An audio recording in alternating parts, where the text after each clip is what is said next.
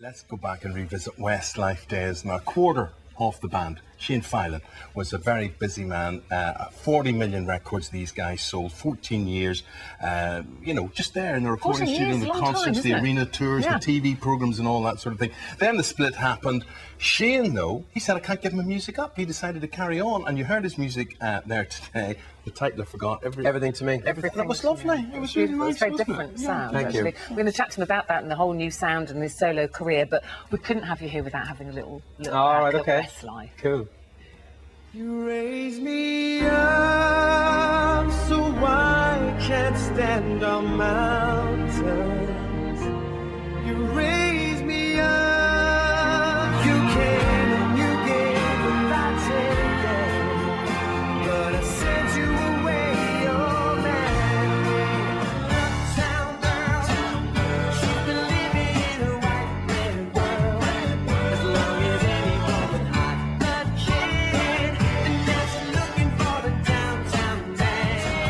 For me, it's waking up beside you to watch the sunrise on your face.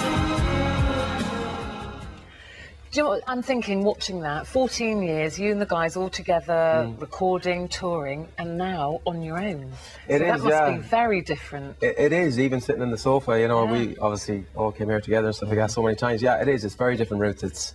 It's brand new, everything I do. This is my first time on this morning, every TV show or every radio show I do is just, I suppose I'm getting used to it every day, but I'm really enjoying it. I'm really loving the vibe, the reaction is It must great. have been a bit scary. Was it daunting to start with? It was, yeah. I think last week, was a very kind of, obviously the song was coming out last weekend, and I woke up to #1s on iTunes on Sunday, so that was an amazing feeling, and just the relief was like, okay. Yeah. My Rebecca is going to hopefully be very okay. happy. Very happy she was. Your daughter? She is, Rebecca, yeah. Yeah, that's right, yeah. I sent her a tweet. Yeah, and you've got girls like that everywhere, and they're a bit bereft. They really don't know what to do, and I find it hard to believe that the rest of them won't follow you in some way, bit by bit. Why were you the first to break ranks, do you think? What have the rest of them got to do that they didn't want to go and do this? For me, I think we all needed to kind of, when we decided to break up 2 years ago, we kind of had that whole time to get used to it until the tour was over, which we did the farewell tour last year. So we had a lot of time to think about it. I think we're all trying to find individual paths in life, but for me, it was singing. That's all I want to do is sing. It's a bit like being an athlete or a footballer or something. Someone says, that's it, you're retired. So you can have, all the adulation, all the money, whatever. Yeah. But it's what you do.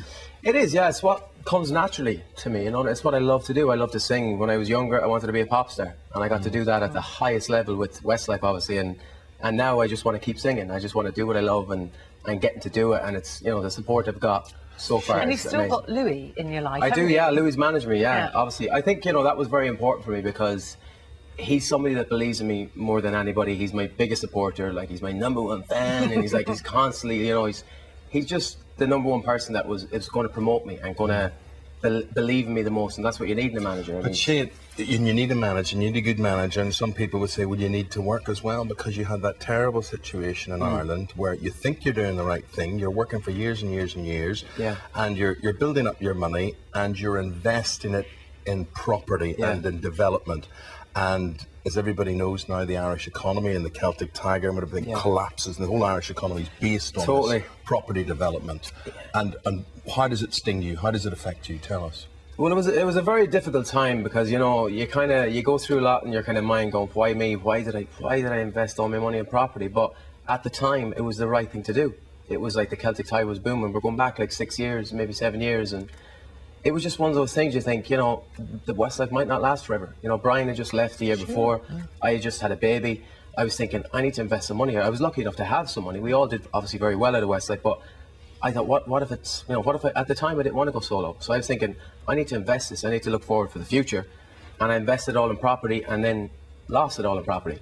And how much did you lose, do you reckon? Oh, millions. Millions, yeah, millions. It was crazy. It was like one of those things you kind of can't believe is happening, but it just started kind of crumbling down around you, and you get to a stage then where you're trying to keep it at bay, and you're paying out like crazy money, 50, 60, 70 grand a month. Yeah, just to every month. Interesting to do that. And you literally lost everything. I mean, you were in the home, didn't you, eventually? Yeah, I lost my house in Sligo, obviously, as part of it, which was obviously heartbreaking, probably the most thing that really, it was very difficult, but you know, I have my kids, I have my wife, I have my voice, as Louis said, and that's the three things you need. Louis, but the other constant rock and support is your lovely wife, Gillian, isn't it? Yeah, without a doubt, she was amazing. You know, she got me through so much, and it was a bit of a scary time. You know, straight after Westlife, obviously, I had no job, I had no band, I had no money, and I had no record deal. So Louis and Gillian together, Louis on the business side, and Gillian on the kind of personal side. Obviously, she was just amazing. She kept me positive. She kept me.